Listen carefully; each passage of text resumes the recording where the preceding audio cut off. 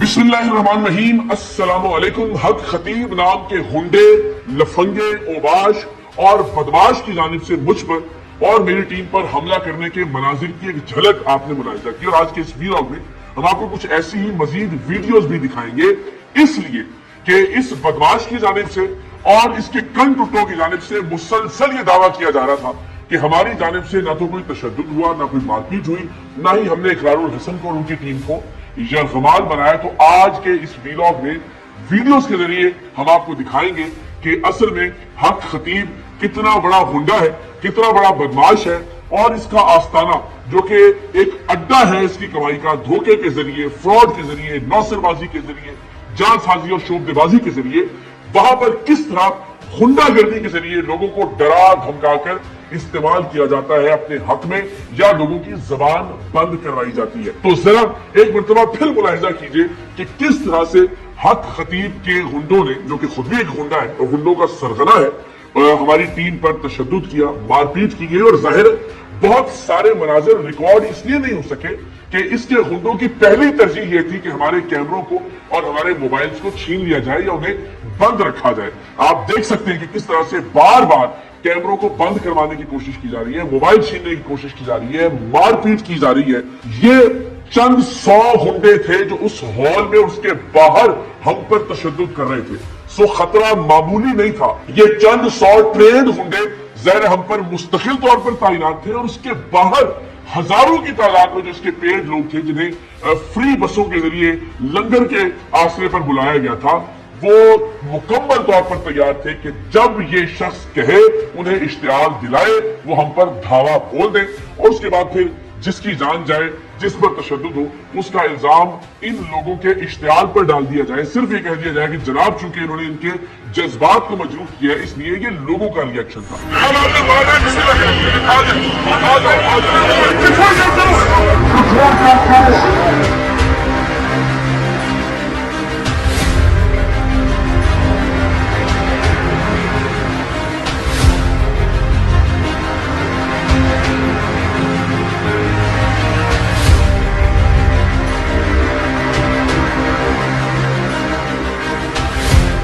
तो हम सही मानों में मौत के मुंह में जाकर हक खतीब को बेनकाब करने के मिशन पर निकले थे, और अल्हम्दुलिल्लाह आपकी दुआओं से, आपकी सपोर्ट से परवरदिगार दो आलम ने हमें इस मिशन में कामयाबी अता की। हक खतीब साहब 6 बजे का जो मुकर्ररा वक्त था, तब तक जब वापस नहीं पहुंचे, तो जाहिर हमने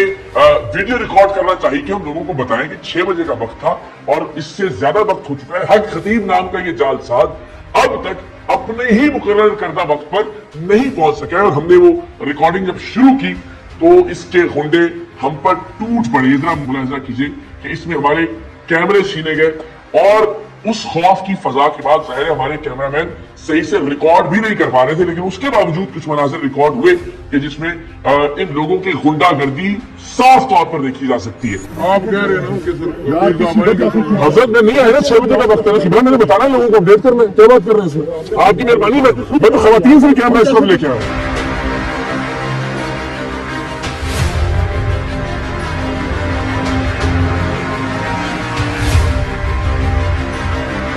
सिर्फ यही नहीं, सारी टीम में से जेरे अताब थे अकील नोमी, जिन्होंने इन्हीं के ट्रिक्स इनके सामने परफॉर्म करके इनको झूठा करार देना था। आप देखिए कि हक खतीब के आने से पहले ही उन पर हाथ उठाने का सिलसिला शुरू हो चुका था, उन्हें मारा पीटा जाने लगा था, और कुछ मनाजिर कैमरे की आंख ने महफूज भी किए जिसमें अकील नोमी को मारा जा रहा है, और जिस शख्स की कलाई दिखाई दे रही है, इस शख्स को भी हमने ट्रेस किया, इसका चेहरा भी जरा मुलाहिजा कीजिए। ये है वो बदबख्त کہ جس نے عقیل نومی پر حملہ کیا، اور یہ حملہ پہلی بار نہیں ہوا، اس سے پہلے بھی عقیل نومی پر حملہ کیا جاتا رہا، وہاں پر لفظی حملے کیے جاتے رہے، اور اس کے بعد بھی انہیں مستقل تشدد کا نشانہ بنایا جاتا رہا، جس کے بعد پھر میں نے بڑی مشکل سے انہیں اپنے پیچھے لا کر کھڑا کیا، جس پر انہوں نے واویلا کیا کہ یہ عقیل نومی چھپ کر کھڑا ہو گئے تھے، لیکن یہ ان کی غنڈہ گردی تھی، یہ ان کی بدماشی تھی، اور ہم چونکہ وہاں طاقت کا استعمال نہیں کرنے گئے تھے، ہم بزور بازو اس شخص کو غلط ثابت کرنے نہیں گئے تھے، ہم علم کی بنیاد پر، سوالات کی بنیاد پر اور اپنے کیمرے کے ذریعے اس شخص کے چہرے سے نقاب دوچ کر اتارنے گئے تھے، اور وہ الحمدللہ ہم نے کیا، لیکن اس میں جس طرح سے ہمارے کارکنان کو، جس طرح سے ہمارے ٹیم ممبرز کو ان کی دہشت کا سامنا کرنا پڑا، وہ ایک الگ داستان ہے جس کے کچھ مناظر ہم آپ سے شیئر کر رہے ہیں۔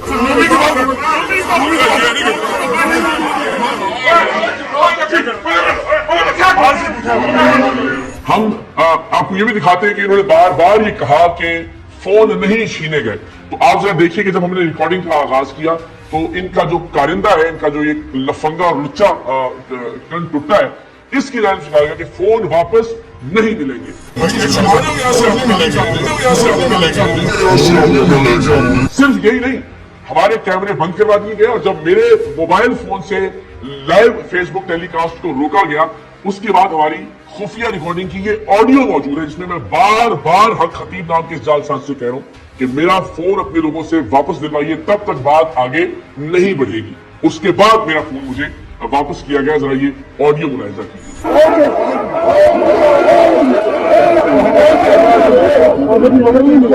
موبائل لے کے دیجیے، ابھی موبائل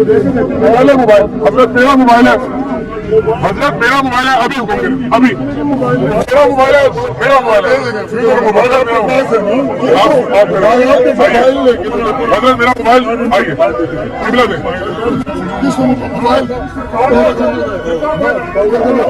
حضرت میرا موبائل پہلے آپ سے تشریف لے جائے گا، میرا موبائل میرا ذاتی ڈیٹا۔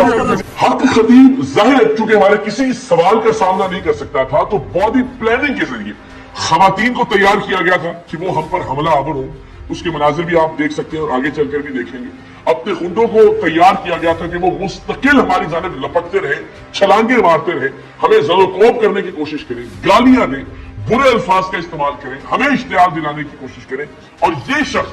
خود ان کو مشتعل کرتا رہا، بار بار ختم نبوت کی بات کر کے، بار بار دین اسلام کی بات کر کے، بار بار اپنی قوم کی بات کر کے، یعنی عجیب و غریب درندہ نما انسان کہ جو بار بار اپنے سامنے موجود ہزاروں لوگوں کو یہ کہتا رہا کہ یہ آپ کی قوم پر حملہ ہے، ان کو یہ اشتعال دلاتا رہا کہ یہ ختم نبوت پر حملہ ہے۔ نعوذ باللہ، نعوذ باللہ، اس کردار کا بد کردار آدمی کس طرح سے نمائندگی کر سکتا ہے ختم نبوت کے کسی بھی کاز کی، ختم نبوت سے متعلق کسی بھی موضوع کی، ہمارے عقائد کی یا ہمارے نظریات کی؟ سو الحمدللہ ہم وہاں ڈٹے رہے اور سامنا کرتے رہے اس شخص کے الزامات کا بھی اور اس شخص کے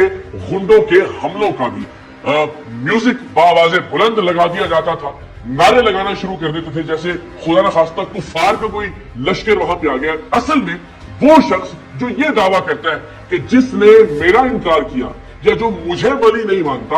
وہ اصل میں ختم نبوت کا انکار کر رہا ہے، اور ظاہر جو ختم نبوت کا انکار کر رہا ہے وہ مسلمان نہیں ہو سکتا۔ تو اگر آپ ہمیں کافر کہہ رہے ہیں تو حدیث کے مطابق آپ خود دائرہ اسلام سے خارج ہو جاتے ہیں، لیکن ہم مذہبی بحث میں الجھنا نہیں چاہتے۔ ہم نے آپ کا چہرہ لوگوں کے سامنے بے نقاب کر دیا، ہم نے لوگوں کو دکھا دیا کہ آپ بسم اللہ تک بھی ٹھیک سے نہیں پڑھ سکتے، کوئی آیت پڑھ کر سنانا یا اللہ کا کوئی کلام پڑھنا تو درکنار، آپ بسم اللہ بھی درست طور پر ادا نہیں کر سکتے۔ ہم نے یہ دکھایا کہ آپ اپنے دعوے کے مطابق اپنے مریضوں کی آنکھوں سے بھی چینے اور کیلے برآمد نہیں کر سکے، آپ کا ہر ڈھونگ ہم نے بے نقاب کیا۔ لیکن یہ سچ لوگوں کے سامنے لانا ضروری تھا کہ آپ نے ہمارے ساتھ بہت اچھا سلوک روا نہیں رکھا، چونکہ آپ کے کیمرے تھے، آپ کا کنٹرولڈ انوائرمنٹ تھا، جب تک ہمارے کیمرے لائیو تھے تب تک آپ ہمیں گلے بھی ملے، بہت اچھے سے ویلکم بھی کیا، لیکن جیسے ہی طے شدہ پلاننگ کے مطابق آپ کے گنڈوں نے ہمارے کیمروں کو توڑا، ہمارے کیمروں کو چھینا، ہمارے کیمروں کو بند کروایا، اس کے بعد آپ نے اور آپ کے گنڈوں نے اپنی اصل اوقات دکھائی۔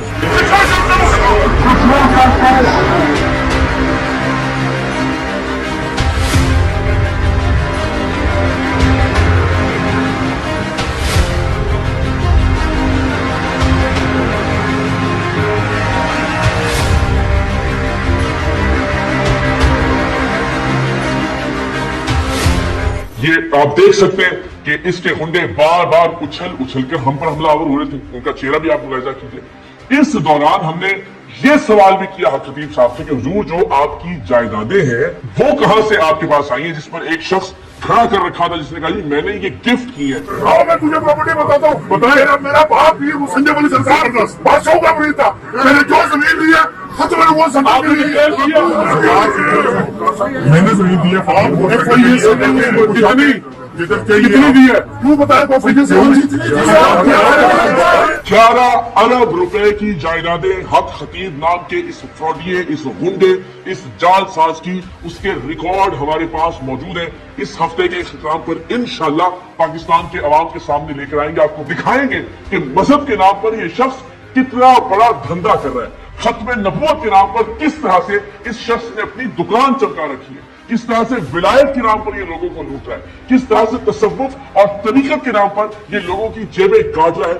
11 ارب روپے کی جائیدادوں کے ثبوت میں اس ہفتے کے اختتام پر آپ کے سامنے پیش کروں گا, جو براہ راست حق خطیب کے نام پر ہے اور ان کا کوئی سورس آف انکم ڈکلیئرڈ نہیں ہے, کوئی ذریعہ آمدن نہیں بتایا گیا. اور ہمارے سوال کے جواب میں ایک شخص کو کھڑا کر دیا کہ اس نے یہ گفٹ کی ہے جائیداد, اور جب ہم نے پوچھا کہ کتنی جائیداد گفٹ کی ہے تو اس نے کہا یہ میں آپ کو نہیں بتا سکتا, لیکن میں قوم کو بتاؤں گا, میں اس ملک کے علماء اور مشائخ کو بتاؤں گا کہ کیا مذہب اتنا پروفیٹیبل دھندا ہے کہ ایک شخص جو کہ فراڈیہ ہے, جو کہ شعبدے باز ہے اور شعبدے بازی بھی ٹھیک طرح سے نہیں کر سکتا, اس کے نام پر 11 ارب روپے کی جائیدادیں ہیں. اور ان کے ثبوت انشاءاللہ اس ہفتے کے اختتام پر میں آپ سے وعدہ کرتا ہوں کہ میں قوم کے سامنے رکھوں گا. پھر جواب دیں اس ملک کے علماء اور مشائخ کہ کس طرح سے آپ مذہب کے نام پر کاروبار کرنے کی اجازت دے سکتے ہیں ایک ایسے شخص کو. ہم چاہتے تو ہم اس غنڈہ گردی کے خلاف قانونی کارروائی بھی کر سکتے تھے, مقدمہ بھی درج کروا سکتے تھے, لیکن ہم اپنا مقدمہ پاکستان کے عوام کی عدالت میں لے کر گئے ہیں. ہم پاکستان کے عوام سے یہ درخواست کرتے ہیں کہ مذہب کے نام پر, دین اسلام کے نام پر, ہمارے پیارے آقا صلی اللہ علیہ وآلہ وسلم کی حرمت اور ختم نبوت کے نام پر اس شخص کو دھندا کرنے کی اجازت مت دیجیے. اس بد کردار اور بد وضع انسان کو یہ اجازت مت دیجیے کہ یہ ہمارا نمائندہ بن کر اپنے آپ کو دنیا کے سامنے پیش کرے اور لوٹ مار کرتا رہے. آپ سب سے پھر درخواست ہے کہ ہم ایک مرتبہ پھر انشاءاللہ حق خطیب کے اڈوں پر جائیں گے اور اب کی بات ان اڈوں کو بند کروائے بغیر واپس نہیں لوٹیں گے. آپ سب سے درخواست ہے کہ آپ اس فورس کا حصہ بنیے جو کہ ہم نے صحیح معنوں میں حرمت رسول صلی اللہ علیہ وآلہ وسلم کے تحفظ کے لیے قائم کی ہے. آپ saream.org پر جا کر ایک فارم ہے اسے فل کر کے اس تحریک کا حصہ بن سکتے ہیں, اور ہم انشاءاللہ العزیز حرمت رسول صلی اللہ علیہ وآلہ وسلم کی اس تحریک میں اس وقت تک قدم بقدم ساتھ چلیں گے جب تک اس طرح کے فتنے اپنے اختتام کو نہیں پہنچ جاتے. میری آپ سب سے بہت توقع ہے, میری اس علاقے کے لوگوں سے بہت توقع ہے. جب ہم اس کے آستانے پر گئے تو میں شکریہ ادا کرنا چاہتا ہوں کلر سیدہ کے عوام کا بھی کہ جنہوں نے بھرپور انداز میں ہمارا ساتھ دیا. ہم چاہتے تو اس کے یہ ہنڈے 1 انچ بھی آگے نہیں بڑھ سکتے تھے, ہم بھرپور مزاحمت کر سکتے تھے, وہاں کے لوگ ہمارے ساتھ تھے, وہاں کے لوگ ہمارے حق میں نعرے بلند کر رہے تھے, لیکن ہم کوئی فساد نہیں چاہتے تھے. ہم اب بھی کسی طرح کی کوئی لڑائی نہیں چاہتے, نہ ہی ہمارا مطمع نظر یہ ہے کہ ہم کسی طرح کا کوئی فساد برپا کریں. ہم چاہتے ہیں کہ انتظامیہ, ارباب اختیار اس ڈھونگی, اس نوٹنکی, اس فراڈ, اس غنڈے اور اس بدماش کے خلاف کارروائی کریں اور اس کی بدماشی کے اڈوں کو بند کروائیں. بصورت دیگر ہم پرامن طور پر اپنا احتجاج بھی ریکارڈ کروائیں گے اور انشاءاللہ العزیز اس کے اڈوں کے سامنے صحیح معنوں میں تحفظ حرمت رسول, تحفظ ختم نبوت کانفرنسز کا بھی انعقاد کریں گے. سو دیکھتے ہیں ارباب اختیار کو ہوش آتا ہے یا نہیں. ہم اپنے حصے کی شمع روشن کرتے رہیں گے, خون سے اپنے حصے کے دیے جلاتے رہیں گے.